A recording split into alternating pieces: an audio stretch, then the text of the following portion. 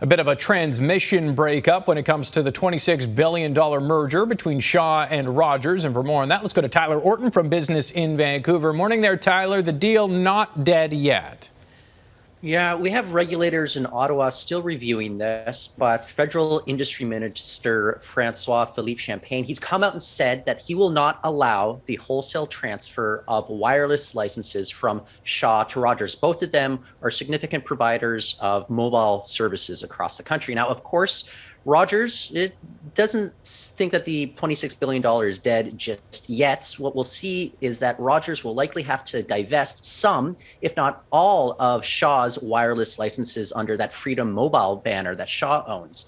Now, that means that Shaw will, or I should say that that Rogers will not be able to leapfrog TELUS as the country's second biggest wireless provider going into the end of this year when the deal is expected to close. Instead, what we'll likely see is Freedom Mobile will be spun off into its own little company, which might be tough for competition, or else another group of smaller players could come in and try to expand Freedom moving forward. Either way, it looks like there will be still some solid competition for wireless providers across Canada moving forward. Yeah, something to watch, no doubt. Now, just looking at those pictures, I saw a lot of men in suits. Next Tuesday is International Women's Day, and a new RBC report shows we have a long way to go when it comes to the wage gap.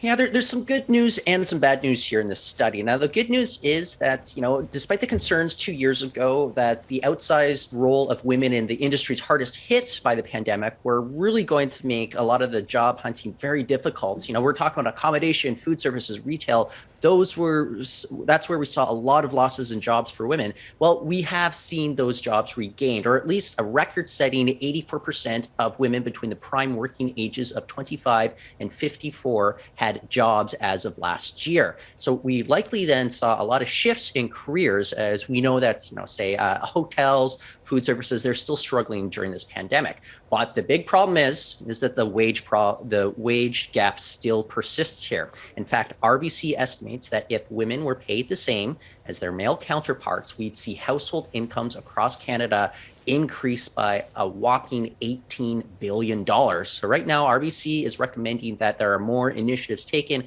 for upskilling, retraining, as well as just recruitment for some of those skilled trade jobs that are in such high demand right now.